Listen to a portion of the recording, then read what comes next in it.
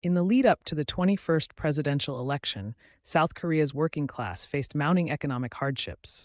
Under previous administrations, stagnant wages and rising living costs exacerbated inequality.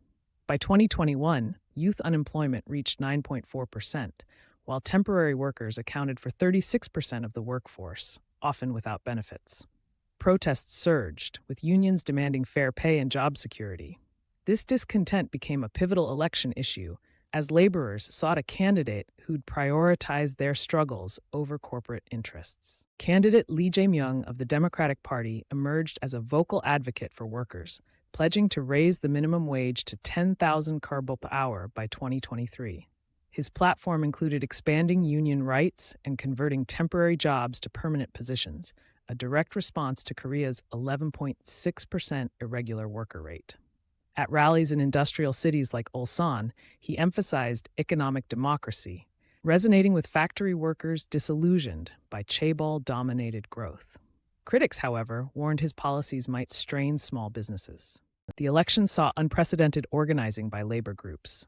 Korean Confederation of Trade Unions, KCTU, mobilized 800,000 members using TikTok and KakaoTalk to target young voters. Hashtags like #WorkersVote trended as volunteers distributed pamphlets in working-class neighborhoods. Notably, voter registration among those aged 20 to 39 surged by 12% compared to 2017.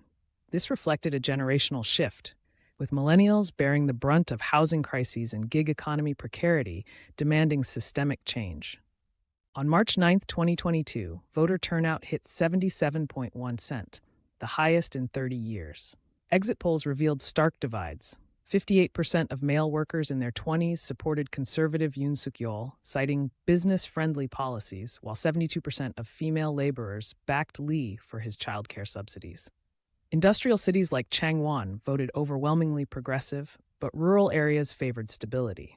As results trickled in, the 0.73% margin underscored how labor issues had polarized the electorate along gender and regional lines. Yoon Suk-yeol's victory marked a conservative turn, but labor movements vowed to continue fighting. His administration's push for labor market flexibility clashed with unions' protests against precarious work. Within months, strikes erupted at major automakers over wage freezes. Meanwhile, Lee's narrow loss spurred progressives to demand electoral reforms like proportional representation. The election proved workers' voices couldn't be ignored. Yet translating votes into policy remained an uphill battle in Korea's corporate-dominated landscape.